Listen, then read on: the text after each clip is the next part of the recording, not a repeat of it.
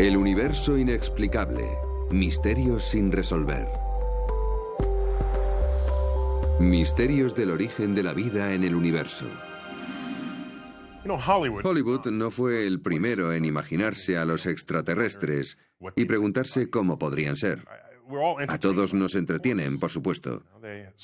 Una parte de nuestra energía intelectual se cuestiona: ¿qué aspecto tienen? ¿De dónde son? ¿Cómo han llegado hasta aquí? ¿Qué comen? Pero ellos no han sido los primeros. Ha sido uno de los pasatiempos favoritos del hombre desde hace muchos siglos. De hecho, para ver un ejemplo, vamos a echar la vista atrás hasta el siglo XVII con el brillante científico Christian Huygens, un físico, astrónomo, matemático y filósofo holandés, un hombre renacentista. Y entre los logros de su carrera está la invención del reloj de péndulo. Alguien tenía que hacerlo. Pero no solo eso, él fue el primero en estudiar los anillos de Saturno a través de un telescopio hasta el punto de identificarlos como anillos. Antes de Huygens, la gente solo veía unas manchas de luz alrededor del globo de Saturno sin saber identificar lo que veían. Esos son solo dos elementos clave en su extensísimo currículum.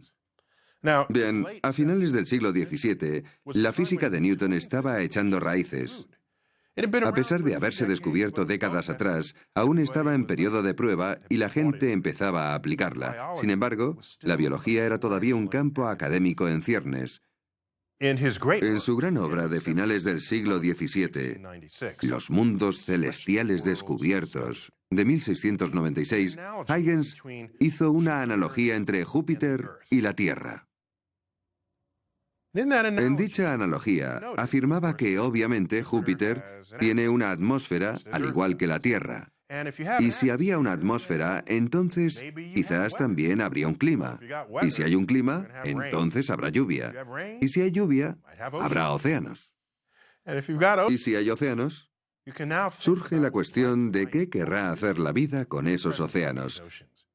Si vivieras en Júpiter, querrías moverte de algún modo. ¿Cómo lo harías? ¿Tendrías barcos? Por supuesto. ¿Y cómo navegarías? Pues con velas.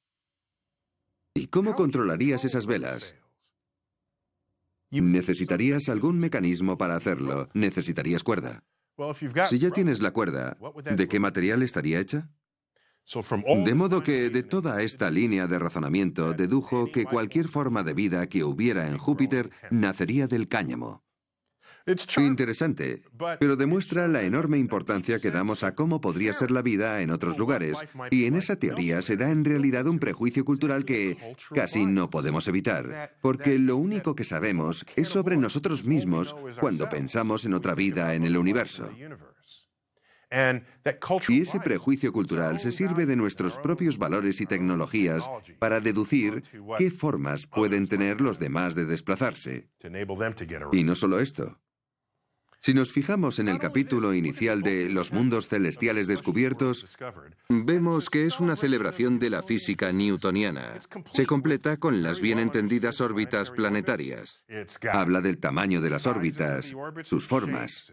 Habla de cuán brillantes son los planetas. Y además emite sus propias valoraciones sobre lo rocosos que pueden llegar a ser. Y no solo eso, sino que el libro tiene una tabla plegable que muestra la disposición de todo el sistema solar. Y en dicho capítulo, por cierto, no hay ninguna mención a Dios. A pesar de que solo un siglo antes, las leyes de la física de Newton, su teoría sobre la gravedad en el movimiento, todavía no se había inventado, todavía no había sido descubierta, de modo que las órbitas planetarias aún eran un misterio en aquel entonces. Pero aquí, donde no hay ningún misterio para Huygens, no hay mención de Dios. Pero en cambio, cuando se plantea la vida en el sistema solar, plantea preguntas que no puede responder. Además, enumera los misterios biológicos de la época, tales como la complejidad de los orígenes de la vida. Bien. Algo está claro, y es que la física del siglo XVII estaba más avanzada que la biología del siglo XVII, y por eso Huygens solo invoca la mano de Dios cuando el misterio prevalece. Supongo que nadie negará que hay algo más de artificio, algo más de milagro en la producción y crecimiento de las plantas y animales que en montones de cuerpos inanimados. por el dedo de Dios y la sabiduría de la divina providencia, es por ello mucho más claro manifestado que en los otros. Creo que la lección aquí es que sí. Siempre vamos a enfrentarnos a misterios. Siempre. En este caso en particular, se imagina cómo sería la vida en otros lugares, le gustaba mucho viajar. ¿Y cuál era la manera de viajar por el mundo en el siglo XVII? Recorrer grandes distancias en un barco, un velero. Así que se imaginaba a los extraterrestres en sus barquitos de vela. Hoy en día, ¿cómo nos imaginamos a los alienígenas? Ya no vienen navegando, sino en sus naves espaciales, porque hoy tenemos naves espaciales. Lo que nos lleva a preguntarnos si dentro de unos siglos, con los nuevos aspectos de nuestra cultura y nuestra civilización, estaremos aplicando esas novedades al transporte de los extraterrestres del futuro. Orígenes. La pregunta más difícil que se puede plantear en una investigación científica es ¿cuál es el origen de una cosa? Y es un reto, se involucre o no la vida en dicha cuestión. Y es por una razón obvia. Prácticamente todo lo que hemos estudiado en la vida ya existía. Así que se puede estudiar su pasado y observar su presente. Y tal vez extrapolarlo a su futuro. De ese modo, se construye una línea de tiempo de su vida. Así es como se hace. Pero, ¿cómo empezó todo? ¿Qué pasó al principio? ¿Qué pasa con la transición entre lo existente y no existente? En el universo, el conocimiento del nacimiento de nuestro Sol normalmente sería completamente inaccesible, porque ¿cómo vamos a remontarnos hasta esa época? No podemos. Afortunadamente, existen miles de millones de estrellas en nuestra galaxia, en todas las fases de la vida y la muerte. Así que podemos utilizarlas como representación de nuestros pensamientos sobre el Sol. Podemos deducir cómo nació el Sol. Y podemos deducir cómo nacieron los planetas que lo rodean observando cuidadosamente las enormes nubes de gas y polvo que hay en nuestra propia galaxia. Esto requiere telescopios especiales, por supuesto, no solo para ver la superficie de las nubes, sino mediante longitudes de onda de la luz para cavar más profundo y ver dónde está toda la acción. Pero con la vida en la Tierra, por lo que sabemos, solo hubo una génesis. Y si solo hubo una, no hay manera de comparar otras formas de vida que nacieran por separado de la nuestra, que tengan diferentes orígenes.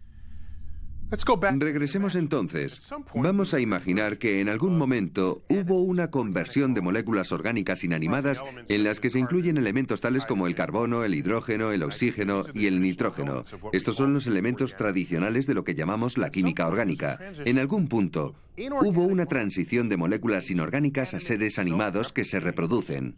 Eso debió de suceder hace unos 4.000 millones de años. Y esa transición, hoy en día, sigue siendo inaccesible para nosotros y, por lo tanto, sigue siendo un misterio. Debido a esto, cuestiona en gran medida nuestros esfuerzos por duplicar ese fenómeno en el laboratorio. No vemos cómo ocurre, podría ser, pero no lo vemos en ninguna otra parte. Ahora, el árbol de la vida moderna tiene un nivel de profundidad y complejidad que Darwin, e incluso quizás los profesores de biología de tus padres, ni siquiera reconocían. Por lo que sabemos, gracias a nuestras mediciones, toda la vida en la Tierra tiene una herencia genética común. A eso nos referimos con el árbol de la vida. Todos salimos de una rama, y conforme retrocedemos en el tiempo, hay cada vez menos ramas, y se llega a un punto en el que solo hay una rama. Un ejemplo sencillo, si excavas lo suficiente atrás en el tiempo, encontrarás el ancestro que comparten dos personas en la Tierra, su pariente común. Excava lo suficientemente lejos en el árbol de la vida y encontrarás el ancestro común a dos especies de la Tierra. No importa cuáles sean, se puede encontrar. ¿Qué hay de los seres humanos y los chimpancés? Eso es pasado reciente. ¿Y los humanos y los peces de colores? Hay que irse un poco más atrás. ¿Y los humanos y las setas? ¿O los humanos y las células de levadura? Hay un punto en el que se encuentra el nexo entre las dos ramas de la vida moderna. Así que, por lo que hemos sido capaces de determinar, ha habido una sola génesis en la Tierra. Así que, para poder entender la vida y entender cómo llegamos hasta aquí, lo que necesitaríamos sería una segunda génesis en la Tierra, o un conjunto de planetas en los que se dieran diferentes etapas de la formación de la vida, tal y como hicimos para estudiar la formación de estrellas y planetas en la galaxia. Esta es otra de las motivaciones a la hora de buscar otros sistemas planetarios en el espacio exterior. Si en ellos encontramos vida, haríamos un gran inventario de todo y después compararíamos y contrastaríamos. Así que lo que tenemos que preguntarnos, no obstante, es, puesto que en la Tierra todo sucedió muy deprisa, todo lo deprisa que se puede esperar se llevó a cabo en un par de millones de años, ¿por qué no ha habido un segundo árbol de la vida en la Tierra, o varios, coexistiendo en paralelo? La Tierra primitiva. Todos los datos que se conocen sobre la historia de los fósiles en la Tierra nos muestran que la vida comenzó casi tan pronto como las condiciones terrenales lo permitieron.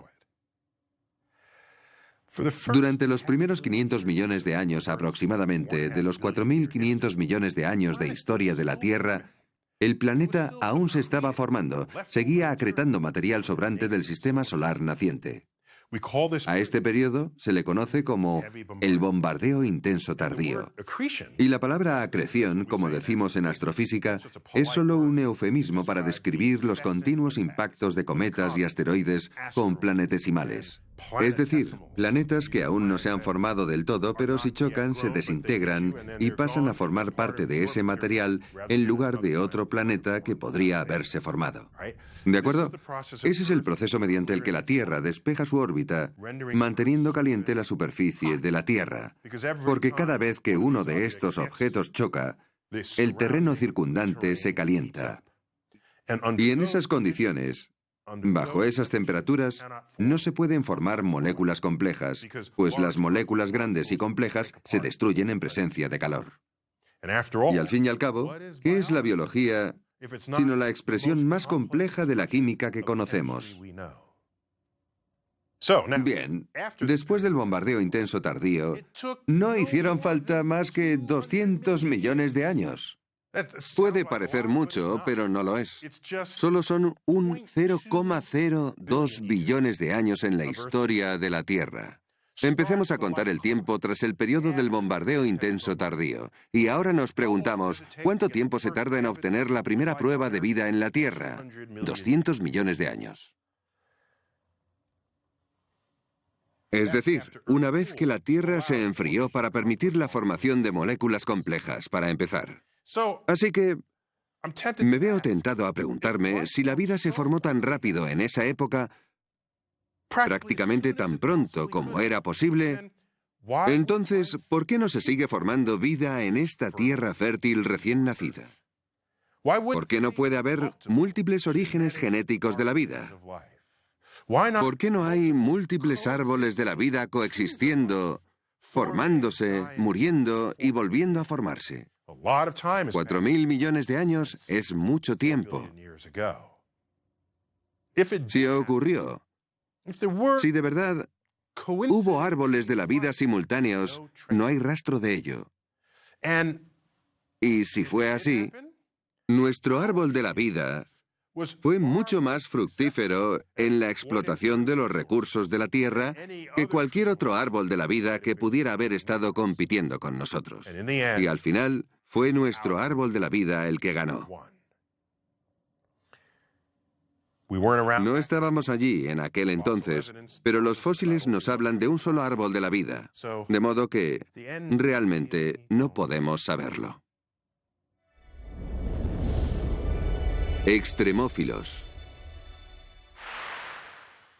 Una de las ramas del árbol de la vida que se ha establecido hace solo un par de décadas es la comunidad de organismos conocidos como extremófilos.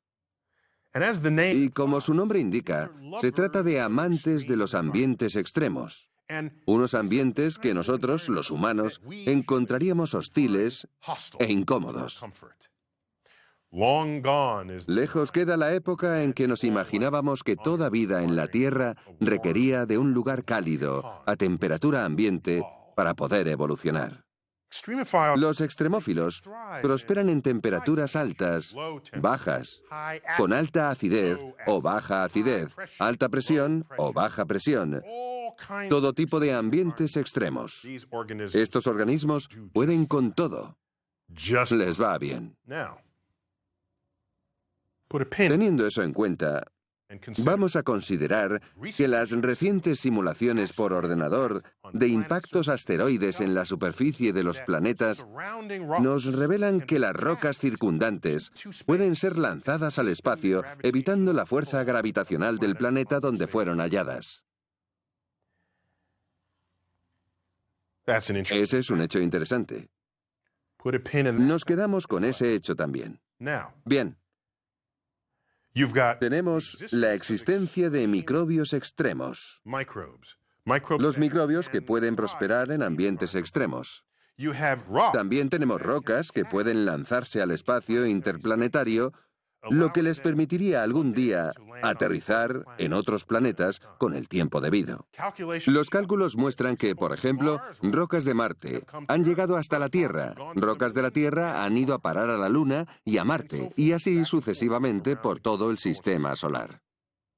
Ahora, hay pruebas que demuestran que hubo agua líquida en el Marte primitivo. Pruebas verídicas. Pero Marte está completamente seco hoy. Pero miremos las características de su superficie. Hay cauces secos que serpentean. Y hay llanuras aluviales y lechos de lagos. Todo completamente seco hoy. Seco como una pasa. Algo malo sucede en Marte. No sabemos qué, pero algo malo. En su día, sin embargo, suponemos que Marte fue todo un oasis. Por lo tanto, puede ser cierto que Marte fue húmedo y fértil mucho antes de lo que lo fue la Tierra. De ser así, quizás cabe la posibilidad de que hubiera bacterias polizones en Marte, escondiéndose en los rincones y grietas de las rocas que salieron disparadas al espacio. Algunas de esas rocas pudieron haber hecho el viaje desde Marte a la Tierra. Supongamos que tenía una gran diversidad de microbios, microbios de los que les gustan los entornos cálidos, así como microbios que pueden prosperar en condiciones adversas. Entonces, solo aquellos microbios que sobrevivieron al frío, la sequía, la radiación intensa del espacio, habrían sobrevivido, otorgando vida a la Tierra primitiva, otorgando a la Tierra primitiva los extremófilos. Esto se conoce como panspermia. Y ello implica, si es cierto, que toda la vida de la Tierra desciende de los marcianos. Iralidad de la vida. Todo esto nos lleva a un par de preguntas interesantes, en mi opinión. Supongamos que encontramos vida en Marte y se basa en un ADN. Podrían darse dos posibilidades. O bien que la vida allí tenga ADN en común con la vida en la Tierra. Esa es la prueba irrefutable de que somos descendientes de los marcianos. Pero supongamos que tiene ADN y no hay un código genético en común. Eso nos revelaría que el ADN puede ser una molécula fundamental de la vida. Y si quisiéramos encontrar vida en cualquier otro sitio, tendría que ser basándonos en el ADN. Su ADN no tendría nada en común con el nuestro, puesto que no han evolucionado conjuntamente aquí. Así que, lo que sería más interesante, creo yo, sería ir a Marte y descubrir que hay vida, pero que esa vida ni siquiera está basada en el ADN. Ese sería un resultado mucho más interesante para mí, puesto que nos revelaría otra manera que tuvo la naturaleza de crear vida. Y nos diría que la vida, de hecho, no requiere de ADN. Encontró otra manera de codificar la identidad, de averiguar cómo hacer que una criatura sea diferente a otra. Si tenemos todo esto en cuenta y cavamos más profundo, lo que encontramos es que la vida en la Tierra no es sencilla. ¿Se basa en el ADN o no? Por supuesto que sí. Pero hay otro aspecto que también es cierto, del que casi nunca se habla, y es el hecho de que las moléculas complejas, casi todas ellas, tienen una especie de mano dominante. No son la misma a un lado del espejo y al otro, y sin embargo, son químicamente idénticas. Como ejemplo, si coges un guante de la mano izquierda, y lo miramos a través de un espejo, ese guante en el espejo será un guante de la mano derecha, y viceversa. Por lo tanto, es posible tener un producto químico que es idéntico a otro producto químico en la teoría. Pero si lo estudiamos bien, veremos que es diferente en el espejo a lo que tú ves a este lado del espejo. Un ejemplo muy famoso, mi ejemplo favorito, es el de la molécula que da el sabor que obtenemos de la hierbabuena. Si escribimos la fórmula, es idéntica a la del sabor del comino, mismo número de átomos en la misma secuencia. Pero uno de ellos tiene la orientación de la mano izquierda y el otro, el de la diestra, y nuestras papilas gustativas distinguen los dos sabores. Y, por supuesto, el sabor de la hierbabuena y el comino no tiene nada que ver. No hay relación entre uno y el otro. Sin embargo, es la misma molécula. Resulta que la vida es abrumadoramente zurda. Las moléculas orgánicas están en los meteoritos, porque de hecho las moléculas orgánicas se pueden formar en el espacio interestelar, en el espacio intergaláctico y en el espacio interplanetario. Estas moléculas son perceptibles por todo el universo. Cuando encontramos moléculas orgánicas en los meteoritos y nos preguntamos cuántas de ellas serán zurdas y cuántas de ellas diestras, la respuesta es 50-50. Sin embargo, esas mismas moléculas, cuando nos fijamos en ellas en la vida en la Tierra y nos inclinamos por las que son zurdas o diestras, el 100% de ellas serán zurdas. Lo cual te hace plantearte, ¿habrá otro planeta ahí fuera como el nuestro, salvo porque allí sus moléculas son diestras? Es una pregunta muy interesante. ¿O por qué no hay un ecosistema coexistente en la Tierra en el que se desarrolle este régimen diestro? Entonces podemos preguntarnos, porque aún no está bien estudiado, podemos cuestionarnos, ¿hay algún tipo de ventaja de una mano sobre la otra, una ventaja inherente, ya sea en la búsqueda de fuentes, o tal vez dos formas de vida?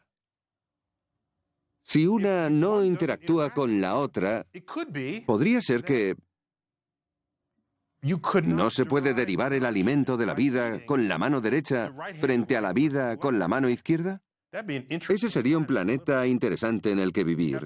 Tendrías que saber de antemano cuál es tu presa. ¿Es zurda o diestra en su construcción molecular? Es una película de ciencia ficción que aún no se ha filmado, o un libro que espera a ser escrito. Yo desde luego lo compraría. La inteligencia.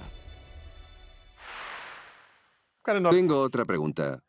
¿Cuán inteligentes son los seres humanos? Es curioso porque somos nosotros los que daremos esa respuesta. Y así, si definimos lo que significa ser inteligente, entonces, ¿cómo de preciso será a escala cósmica? Cuando buscamos vida inteligente en el universo, tratamos de establecer unos criterios por los que juzgar si la civilización es o no inteligente. Y somos tan atrevidos que incluso pensamos que estaríamos en posición de comunicarnos de manera significativa con las especies vivas de otro planeta. ¿Por qué digo esto? Porque no podemos, ni siquiera podemos comunicarnos de manera significativa y profunda con cualquier otra especie de la vida en la Tierra. Y los otros seres de la Tierra son criaturas con las que compartimos ADN. Lo que quiero decir es que, a pesar de que pienses que puedes hablar con tu perro, no son conversaciones profundas. No son el tipo de conversación que te imaginas teniendo con un extraterrestre. Por eso, me cuestiono nuestra audacia al decir que somos inteligentes. Podríamos mantener una conversación con cualquier otra especie inteligente. Eso es ser un poco atrevido, arrogante, de hecho. Vamos a profundizar en esto. Vamos a explorar qué significa. Vamos a comparar la inteligencia humana, como la definimos, con la de un chimpancé, utilizando nuestras propias definiciones. Nuestro ADN es casi idéntico al del chimpancé. La diferencia es insignificante. La diferencia entre el ADN de un chimpancé y los seres humanos es menos del 1%. Por cierto, esta comparación sería válida con cualquier otro animal. De acuerdo, pero resulta más esclarecedor si nos comparamos con los chimpancés. Podría hacer la misma comparación con los perros, pero prefiero hacerlo con chimpancés porque son el pariente más cercano. Así que solo hay un 1% de diferencia entre nosotros. Y si lo pensamos, ¿qué gran diferencia puede marcar ese 1%? Escribimos poesía, tenemos la filosofía, tenemos la tecnología, tenemos la 9ª sinfonía de Beethoven, hemos descubierto la física cuántica, hemos construido el telescopio espacial Hubble. Pero, ¿qué pueden hacer los chimpancés más inteligentes? Básicamente lo mismo que un niño humano. Incluso se les da bien algún lenguaje de signos rudimentario. Tal vez sean capaces de apilar cajas para llegar hasta un plátano o algún otro objeto de interés. Los niños también pueden hacer eso. Sin embargo, ese es el comportamiento de los chimpancés más inteligentes. Una vez más, estamos definiendo lo que consideramos ser inteligente. Ahora, imagina si quieres una especie de vida, una especie alienígena tal vez. Seguramente su inteligencia genética sea un 1% superior a la nuestra. Así como nuestra inteligencia es un 1% genéticamente superior a la del chimpancé.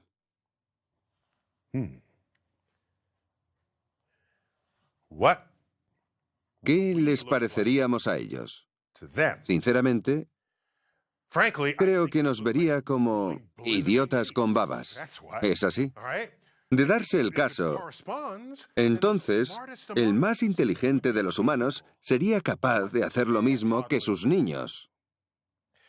Imagínate sus investigaciones de los humanos, analizando a Stephen Hawking y comentando, mira, sabe hacer cálculos de astrofísica de cabeza, lo mismo que nuestro pequeño Timmy en preescolar. Probablemente es lo que dirían sobre nosotros porque eso es lo que decimos nosotros acerca de los chimpancés.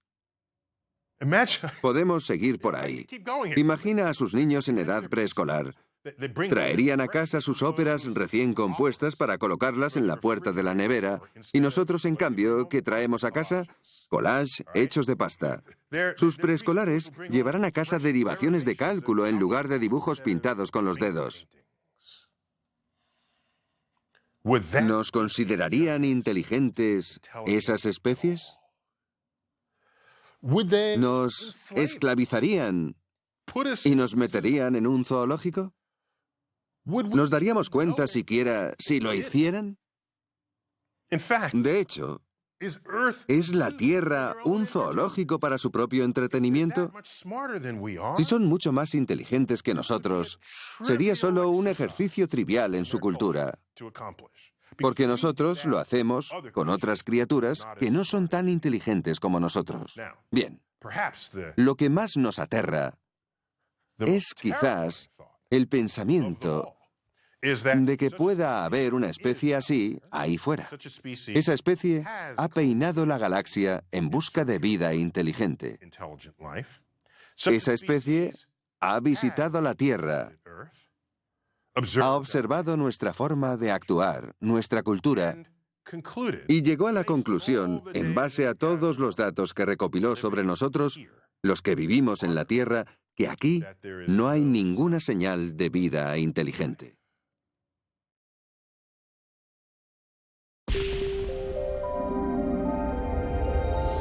El universo inexplicable. Misterios sin resolver.